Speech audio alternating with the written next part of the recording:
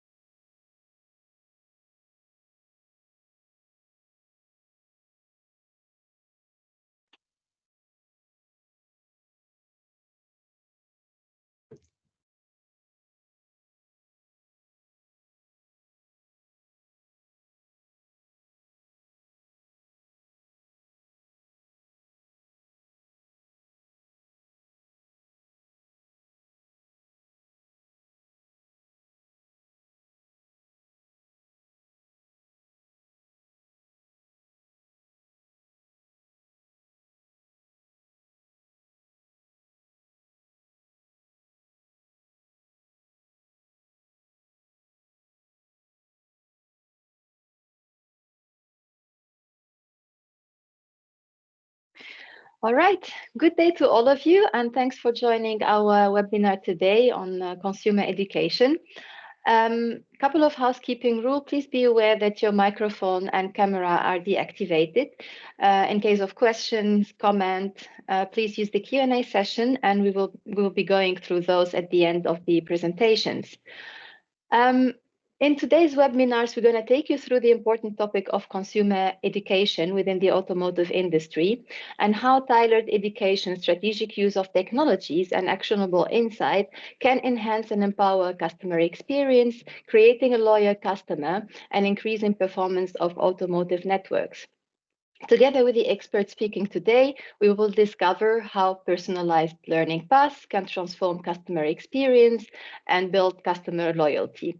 We will also learn about the role of digital platforms and augmented reality in delivering real-time and engaging content to the customers, as well as gaining insights in how data analytics could drive continuous improvement and innovation.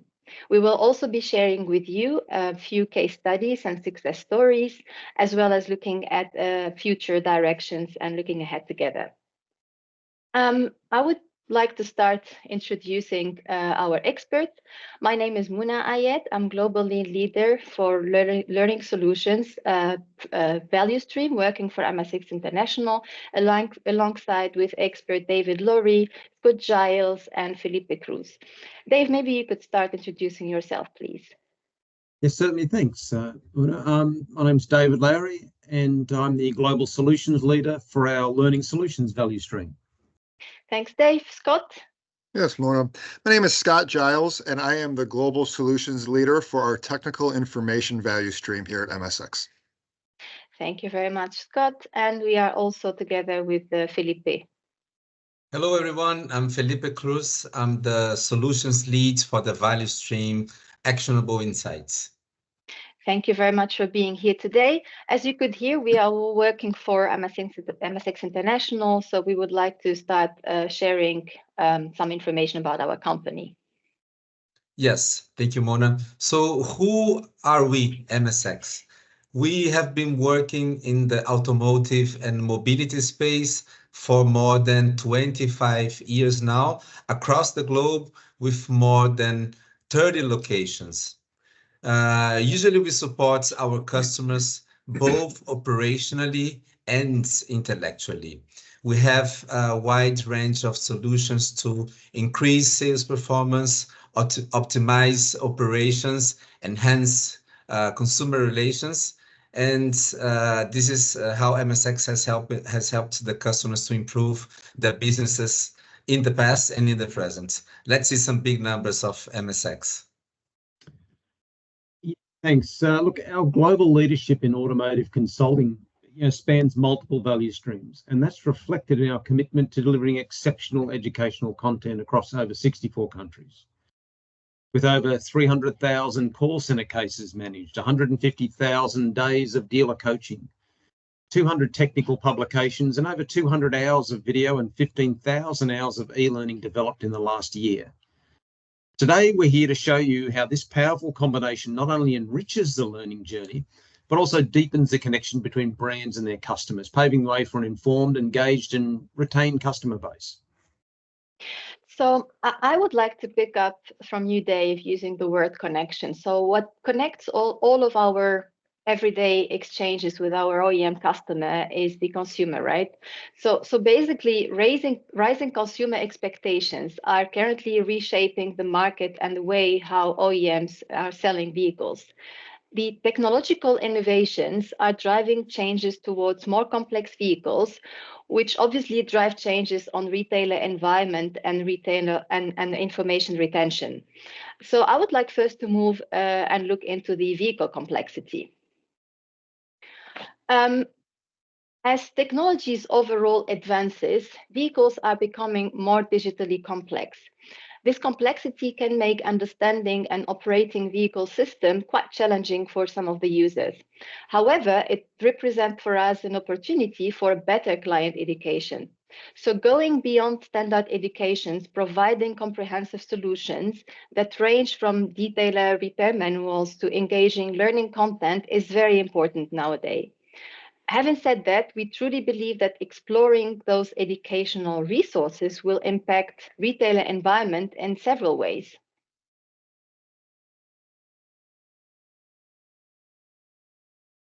Yeah, so looking at the retail environment or the dealership level, this is where we want to ensure that the customers are given the resources to understand really the increasingly complex features on today's vehicles.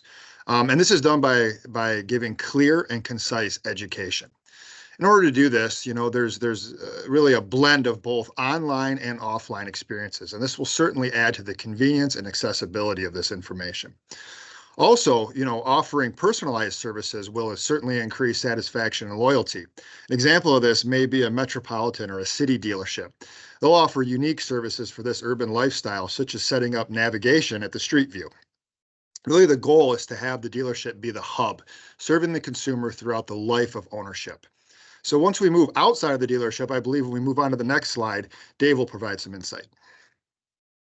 Yeah, look, this is where some of the biggest challenges take place, because as consumers start to navigate the modern automotive vehicle technologies, it's extremely difficult for them to retain everything, particularly the things that they're shown at, say, the time of vehicle handover. As this knowledge declines over time, now in neuroscience, we refer to this as the forgetting curve. And it's normal for us to only remember about 20% of what we learned 2 weeks earlier. So 2 weeks after our vehicle handover, we're struggling to remember some of these things. And this is amplified by the complexity of the journey, the different retail models that are being used with brands having online purchase, the handover process, the lack of knowledge of the retail personnel and the time they have to do the actual handover, the lack of personal information held by the dealer on the consumer themselves, and in a lot of cases, the absence of brand knowledge, loyalty, or advocacy. So this new automotive era demands a fresh approach, particularly when it comes to education. So it's one that engages the customer through the entire cycle, through pre-sale, during the purchase process, and more importantly, post-sale. And one that moves beyond traditional features to focus on the real values or value that these features offer customers and how a vehicle can be personalized, because vehicle personalization is a key component of the customer satisfaction process. So effective customer education is crucial. It significantly enhances product awareness and really strengthens the relationships, all of which can have some really profound long-term effects. So before we move forward, detailing the process of enhancing the consumer education, we would just like to show you a survey done by the Brandon Hall Group on the expected impact of investing in consumer education. And as you all be able to see later, many of those expectations, they were met and we will show this in some of our case studies. So improving customer relations, increasing brands and product awareness, cost reduction, increase in sales. We have some examples that will show those expectations being met in concrete cases. So basically, if I would like to summarize here, so for us, consumer education is the right path to create a delightful customer. So what does that mean for the retailers, for the OEMs, and how can we make this a success? The dynamics currently between the retailers and customer are definitely transforming the automotive life cycles. So tailoring the education to each customer needs elevates the ownership experience through aligning their choices with the innovations. Consumer education should therefore be aligned to the three major steps of the ownership experience, starting from customer attraction through onboarding and brand values up to the ownership and advocacy. By aligning the educational phases with the customer purchasing journey, you would guarantee that at every stage, the clients are receiving the support and the answers they need to take the right decisions and to build last relationship with their brands. So we will move with the first pillar right now, which is customer attraction. So you can think about the customer attraction as the top of a marketing funnel. And again, I will subdivide into three pillars. The first one is the knowledge empowerment. It is really important that the content that is produced, whether it's video or some handwritten manual, has meaningful and detailed information that allows the consumer to really understand the product and the value proposition of the brand. The second pillar is impactful communication. So you have to make sure that the high quality content you produced, they reach the customers. Usually you do this by selecting a delivery platform, which leads us to the third pillar, which is to use analytical techniques to further optimize and improve. So by collecting data on how consumers, they interact with your content, you can further optimize the content or established personal or segmented learning paths for a diverse set of consumers. So let's go on onboarding and brand value. Yeah, thanks, Felipe. So, on this slide here, we're going to talk about the transactional phase. And here, the focus for the customer, beyond, of course, all the necessary paperwork, needs to be back on education. And this will naturally enhance both their understanding and their overall satisfaction. Delivery of this content through a centralized system really ensures seamless support and consistent, accurate data across all the various sales channels available. And this also certainly drives an efficiency for the OEM. The final point on this slide surrounds data insights. For example, we know consumers struggle with interactive technology, things that we may even find as easy on our side as pairing their phone, but it's difficult for many consumers. Use these insights to customize the experience and the education so that the satisfaction and loyalty increases. Yeah, and then we get on to the ownership phase. And really, this is about empowering customers with immediate, easy to access information. Give me the information I want, when I want it, on the platform of my choice or device of my choice. And it's really about enabling them to not only use, but personalize their vehicle, share the knowledge with others who use it, troubleshoot and make informed decisions independently. And we provide a comprehensive suite of materials, including manuals, how-to videos, accessible across all platforms, ensuring after-sales support is as empowering and efficient as possible. And with that, we also use information from that to do predictive analytics and build up a lot of data. Now, in the case studies example we highlight here, it's about the value of centralized customer information. And this is a pivotal step towards operational efficiency. By integrating customer data across multiple touch points, we're able to analyze what the customer is accessing. And this is seen as able to offer personalized experience at reduced cost and time. Simply by looking at the types of questions a customer are asking about their product or what they're accessing, we can start to simplify our customers' journey and provide deeper insights and offer continuous improvement and future innovations.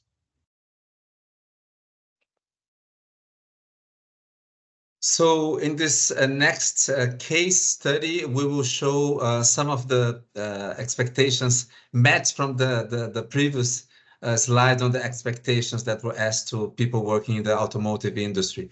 An OEM realized that every time they launched a new product, they had a huge amount of calls with questions about the product on their consumer assistance center.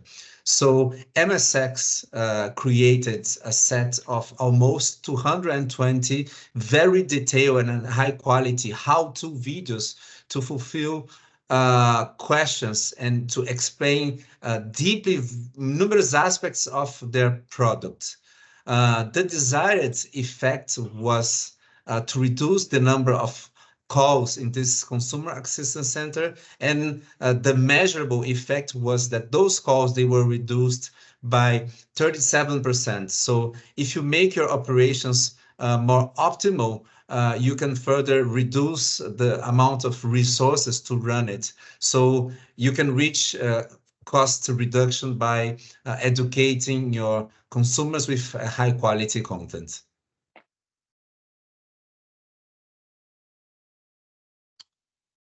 This final use case that we're going to look at today, like Dave mentioned, the personalization, of delivering this educational content to the consumer and giving them the information that they seek, in an effective way.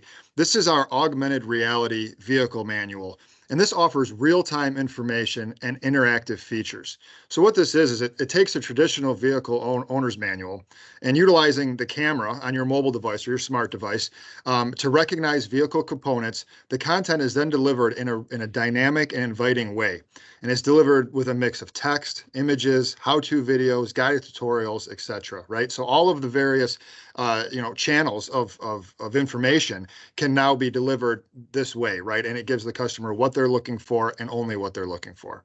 Additionally, this certainly reduces paper waste and aligns with the ever-growing demand for instant, accessible information.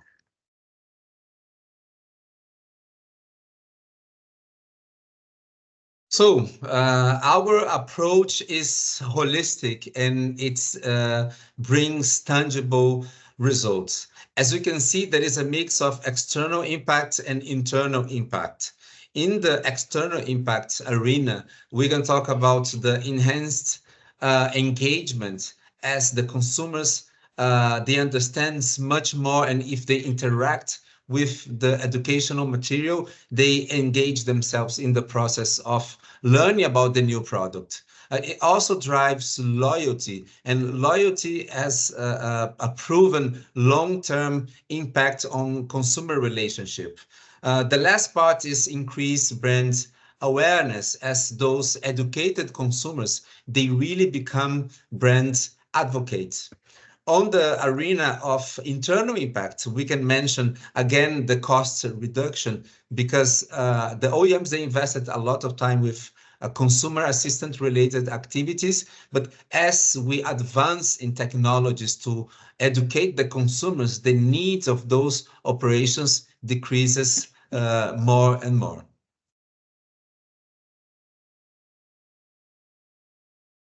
The way that MSX organizes, or the way we organize ourselves internally, allows MSX to improve all of the aspects of the consumer life cycle. So as you can see in the slides, from consumer engagement, technical information, learning solutions, advanced AI application, parts, accessories and service performance, warranty, for all of those subdomains within the automotive industry, MSX has a set of experts and solutions ready to help our customers to offer the best experience possible for their customers.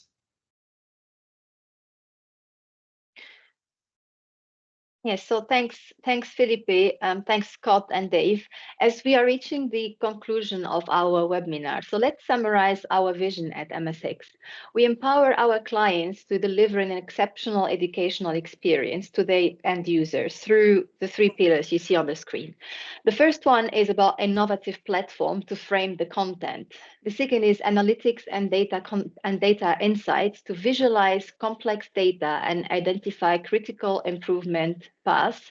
And the third one is proving methodologies to impart the knowledge and increase retention of the information. Our mission at MSX is to transform every customer interaction into an opportunity for growth and improvement. Thanks again to our expert today for sharing their knowledge, and we hope that you've spent valuable time with us. I would now recommend to start looking into the questions coming through the Q&A. Let's start from the start. We've got a few questions coming in. So enhanced customer satisfaction, increased customer retention, reduced support costs, enhanced brand reputation, increased upsell and cross-sell opportunities. So I guess this is more of an often comment. Maybe we could confirm, we could go and develop through the comment from Robert. So how do you see that, Dave? So Robert is saying that enhanced customer satisfaction and increased customer retention, reducing costs, these are one of the impacts of a better customer education. Look, most definitely. Obviously we've touched a little bit about the customer satisfaction side and the retention side, which is really important, because they're becoming, as we mentioned, you have the opportunity to turn them into brand advocates as well because of their engagement with the brand through the whole process. The cost side of it's interesting because in some cases, as we touched on, you're reducing their reliance on call centers, so that side of the business can be scaled back. And there's a range of other sort of cost benefits as well, because as people are able to, find out about different things and address things, there's less people, turning up at a dealership with a strange warranty query and things like that. So there's, pretty much all of those things are impacted across the board. Thank you very much, Dave. So moving to the next one. So what do you see as the biggest impact of customer education? Look, I'm happy to take that. I mean, the biggest impact are all of the things we just discussed, really. It's all about engaging the person and taking them through the whole process. And all of the items we just discussed are some of the biggest impacts that you will see. Thank you very much. Then another one. So in practice, how can analytics be used to refine educational content? I can take this one. I think it's a very good question. We can use concrete cases on the videos. So if you're delivering videos to your customers, you can run some performance analytics in the videos. You can see which are the most popular videos, the comments. Are there negative comments? Are the comments questions about the content of the videos? Are the comments positive towards the content of the video? So I think using a right platform and doing some sort of performance analytics on your content is a very simple way to refine your educational content. Or it's just to complement, so maybe identify the bottlenecks and the problems to further refine your educational content. Thanks, Felipe. Dave? If I can add to that too, from our own experience now, just by looking at the content that the customers were looking at or the questions that they were asking, we're able to then take that information and go back and refine training or improve the handover process. So there's a flow-on effect there as well. And we're also able to identify, some issues with some products from time to time as well. So just based on what they're looking for and the type of questions they're asking. Thank you, Dave. So moving ahead with the next one. So what are the biggest challenges or mistakes made with customer education? That's quite a fantastic question. Challenges and mistakes. There's lots. Look, nobody's perfect, and there's some great stuff out there, but I still think a lot of people have missed the mark. I think one of the biggest mistakes I see from an OEM perspective is that they see the customer education side as part of the marketing function and sort of neglect the post-sale component to a large degree. So, customer education is seen as something that you do as part of marketing, part of the pre-sale process to get them over the line, and then it's sort of lost post that. And look, the biggest challenge is really about getting it into a format that the customers can use and keeping it really consistent. I mean, I guess the biggest roadblocks are having a customer have to swivel between platforms or programs. They just want one app or whatever it might be that gives them all of the answers all of the time. And there needs to be some sort of voice of the component, because I guess one of the other big challenges or mistakes is that they, quite often people ignore the voice of the customer. And, it's really about, and I guess in some cases they've even gone down the path of, in some businesses, where they're starting to use user-generated content and social content to drive the experience for the customer. So there's lots of, I don't know whether they're mistakes, but I think that it just needs to be viewed from an end-to-end entire life cycle thing, as opposed to just focusing on certain areas. Thank you, Dave. I think if I could add one point on that too, is, it's also, there's a lot of good content out there to educate these customers, and a lot of times the customers don't even know it exists, right? So I think it's teaching the customers that, hey, you may not have an issue today, or you may not have a concern or a question today, but you certainly will at some point during the life cycle of your vehicle, right? And these are the resources, or these are the avenues you can take to learn more, to find the answers to your question. So I think that's also a part of it, just to add on to Dave's response. Very much so. Sorry, very much so, because if you think about your phone, or someone who buys an EV and they go home and it plugs into their wireless network and there's an update overnight and it changes something, how do they know what's happening? I mean, we're told with our phones that there's an update due, it's going to update overnight, and generally it gives you a little hello message and might tell you what's new. It's that sort of thing that's missing. It's that sort of mistake that gets made sometimes. All right, thank you. Next one. So how do you deal with eldest non-used to technology customers that are still in demand of a direct, concrete, face-to-face contact? You're still going to look. One of the things is I guess that just like the content you create, because your content needs to be multimodal. There needs to be we need to cater for the different ways, just like we do in learning. People learn 9 different ways. So, we need to be multimodal in our approach, but we also, this isn't the death of call centers. Some people or older customers who are a bit of a technophobe may still want to talk to someone. We've got to cater for all of this. Thanks, Dave. So we've got more questions coming in. So what are the biggest challenges for those brands which intend to start with customer education?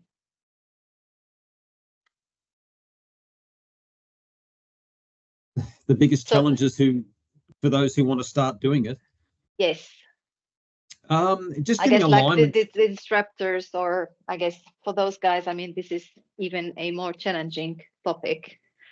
Look, I think it's having alignment across all the key areas. So understand that there is this, it's about the entire life cycle, as we've talked about, from go to O, right down to what happens when the customer sells their car, or buys a new one and trades in, or whatever the case may be. Does the new customer have access to the same content, and how does that work?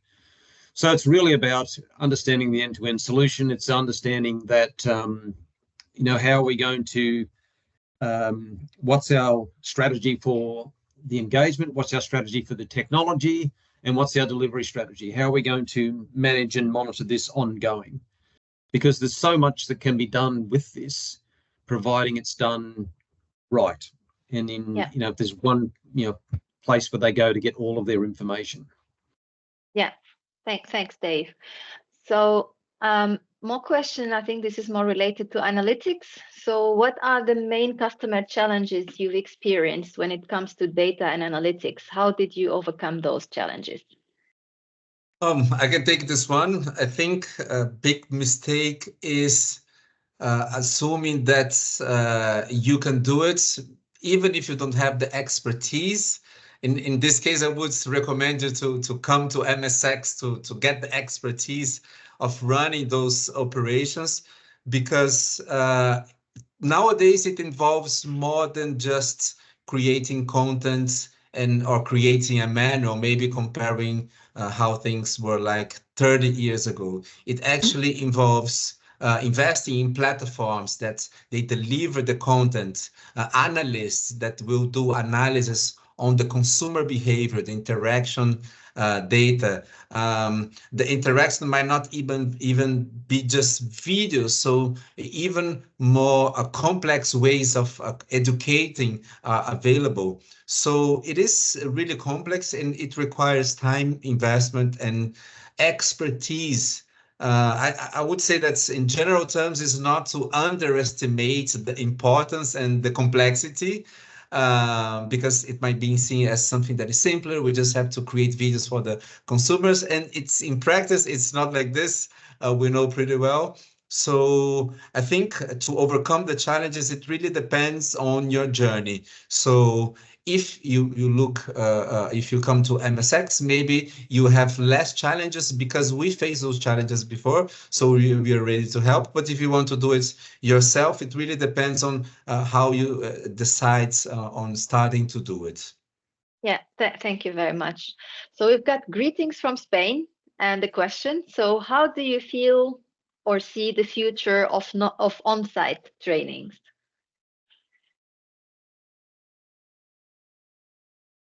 Depends what we mean by on-site, like as in the vehicle handover? Or... I guess I would read it like on maybe face-to-face training. It meant to be face-to-face training rather than like web-based or e-learning or through different digital channels. I think we need to rethink the way we... I'm going to put this in the context of on-site being the way we train a customer when they come to pick up the car or they're on-site. And I guess this also loops back to the point of vehicle handover, and we touched on how some buyers still want to talk to a customer, to a face-to-face person.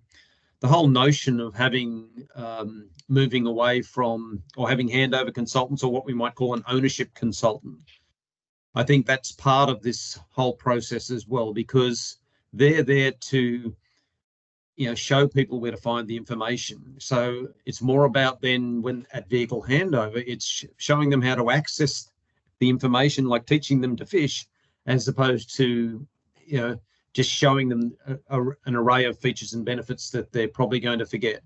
And in the ownership consultant example, where they really focus well on customer education, they encourage customers who are a bit technology or tech averse to come back and see them, and they contact the customer afterwards and do a lot of follow-up, with those specific customers. So it's really about it's less about showing the product and more about showing them where to find the information to help them do everything that they want to do, and then following up properly. Thanks, Dave. So speaking about the platform, so there's a question connected to that topic. So what are the most effective platforms and tools for delivering customer education in a digital age? Okay, look, there's lots. I guess from a platform perspective, everyone's looking for an app that does it. What's the my brand app, or whatever the case may be. And we've actually developed some of these, and we refer to it internally as our Netflix library for one particular brand, where we had just all of this whole complete library of these little mini videos on all different things on vehicle customization, etc.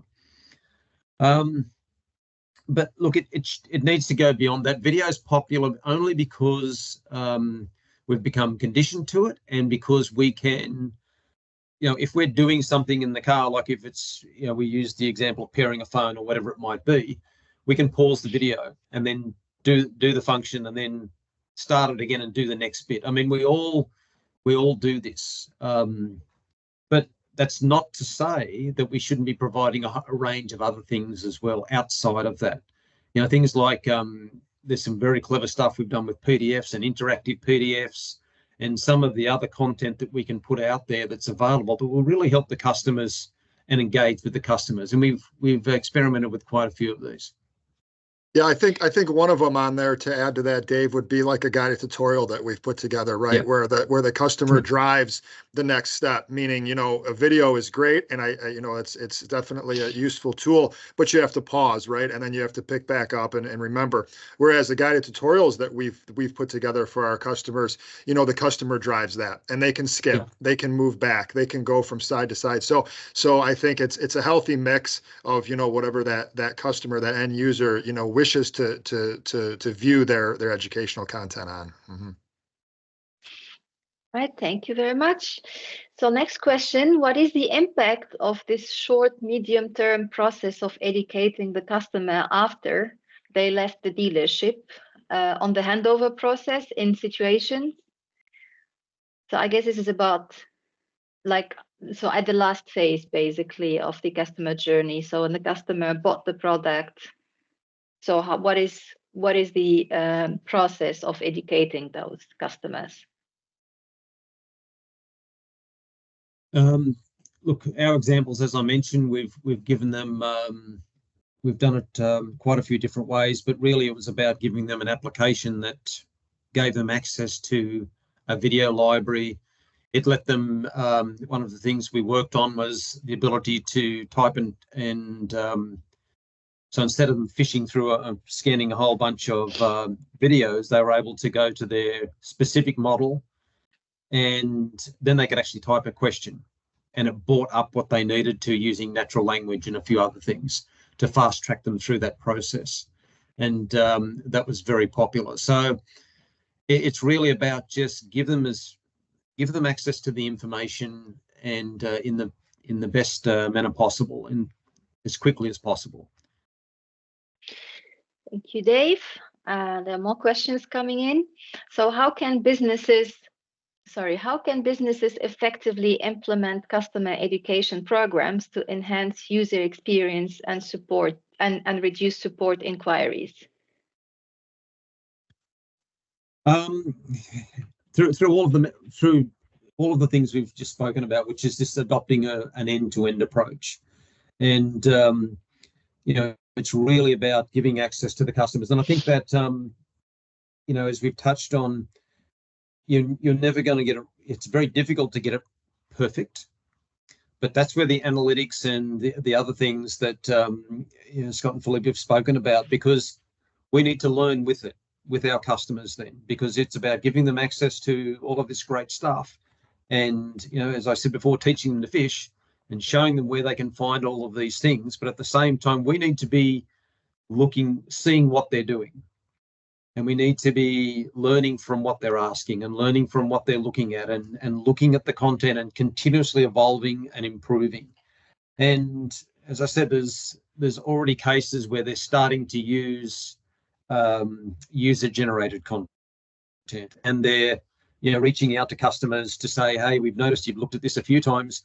Would you like someone to you know, call you and go through this, or do you want to pop into your local dealership and have the handover consultant run through this again with you, and things like that. So it's really embracing the customer, and it's important.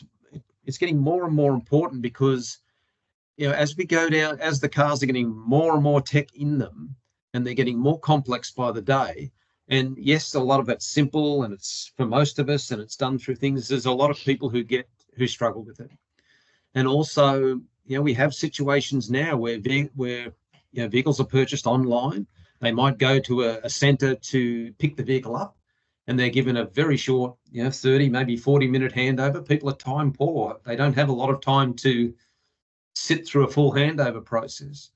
And then when they go home and they try and tell their husband, wife, or significant other, you know, this is what I've learned. This is our new car. This is how this works. And 2 weeks later, they're going, well, they did show me that, but I'm not sure how that worked. So there's lots of ways we can continuously evolve this as well. Thanks, Dave. we've got one more question. I think it's related to analytics. So what are some common pitfalls in applying analytics techniques to improve customer education? That's a good question. I think the first one is if you're collecting data on how consumers they interact with your content platforms, is a privacy concern. So you have to make sure that you use a platform that can store the data in a very secure way. I think another pitfall is the over-reliance on data. Because there is a human aspect to consumer education. So it is really important to have this performance analytics and the videos, interactions with the guided tutorials, but it's also important to look into the qualitative aspects of your consumer operation. Yeah, I think those are very common pitfalls. We could go further, but those are two good examples. Thank you very much. Yes. Also measuring and looking at the adoption rate, because quite often everything's there, but why hasn't this customer accessed or used it is the first question you want to know, and companies overlook that. Yeah, and that's a pitfall. That's a mistake. Yeah, absolutely. I think we've got another interesting question as well. So taking the number of sold cars, does MSX or the brand know what is the percentage of users who use the solution, video or AR? Yeah. Look, yes, we do, because in the cases where we're providing this, we're doing the analytics. We're looking at the adoption rates. We're looking at who's doing what, when, and why, and we understand what they're accessing and how often they're accessing, and in the case where they can start typing questions, we see the question, so we know what they're asking, and we use that then to improve what we do. Yeah, and even to further on that, with the analytics, looking at solutions that we've done, not only can we see what they view and how often they view, but where they pause and where they spend the most time focusing on maybe a certain procedure within a larger overall, step-by-step process, right? So we can really pinpoint where potential roadblocks are for the customer to help then improve that content going forward. Very good. Thank you very much. The next one. So how does the complexity of a product or service influence the approach to customer education? Think about the electrical vehicles and the new behavior. We need more and more of it, basically. The complexity is driving this. It's just, as I said before, there's too much to go through in a simple handover process. So it's really, we need to empower the customers to learn and be able to find all of this information and have it at their fingertips. That's what's most important. I mean, it's what we want every day. And the other thing, I guess the key point, and one of the challenges that everyone's going to face with this, or faces with this, is you want them to use what you've given them.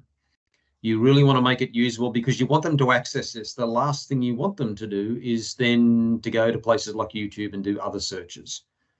You really want them to, access the content you've provided. Yeah, absolutely. Yeah, Dave, I think that's that's a perfect answer. The accessibility is really huge, right? Because the customers never anticipate, at the time of sale that they're going to need to potentially change their tire one day or whatever it may be, right? So, but then when it happens, it's like, oh, now what do I do? And you hit the nail on the head. You don't want them going just to the open web and finding whoever uploaded a procedure, right? We want to drive that to the approved, correct OEM content. So, that's leveraging technology such as QR codes, right? Like we have our QR codes on our backgrounds, and you put that potentially on the part that they're accessing, right? The jack or the tools or the spare tire. The customer sees, says, hey, I would scan that. Let's scan this. And then there's their procedure. So that's driving them back to that OEM content. So yes, I think that's really key. Mm-hmm. Very good. Great discussion. Thank you. We still have got a couple of questions, I believe. So how would you describe best practices from a customer education perspective? Oh, as I said before, best practice is really about, covers the whole life cycle. So, they're sort of accessing the same, they're able to access content during, pre, during, and definitely post-sale. Where I'd like it to go, or where I think is best practice when I look at some other companies and what they've done, or other industries more importantly, is really this whole notion of easy to access. I can ask a question and it will bring the answer to me, to the point where I can actually almost use it like Siri or Alexa, where I can ask the question into my phone and it will find me the video or the piece of content that I need. But right down to the point where I think the most powerful customer education programs are the ones that have started to use the social content as well. And, because when they're doing that, they're really, really creating brand advocates and getting people engaged, because they start to tell others about how great their experience is and what it means to them. Thanks, Dave. I think the last one. So what is your idea to make customers more receptive? Well, go on. Sorry, that's a tough one. I think to make them more receptive of the content would be to be delivering it in a form that they're familiar with, or that they enjoy, using. So whether that be primarily digital deliverables, right, using their smart device, I think that's primarily how most of us nowadays educate ourselves when we come into a problem, whether it be on our vehicle or anything for that matter. So it's using a channel that they are comfortable with. I think that would probably be the first and foremost, and then it's taking that content and displaying it on that channel in a usable form, right? And whether that be video, guide, tutorial, all the various things we've talked about over the past 45 minutes, and it's getting that to them in a clear and concise manner. Thanks a lot, Dave. Yes. The other part to that is that research and all the work we've done shows us, or tells us, and the people we're working, that they want to know how to do this stuff, and they want to be able to self-discover.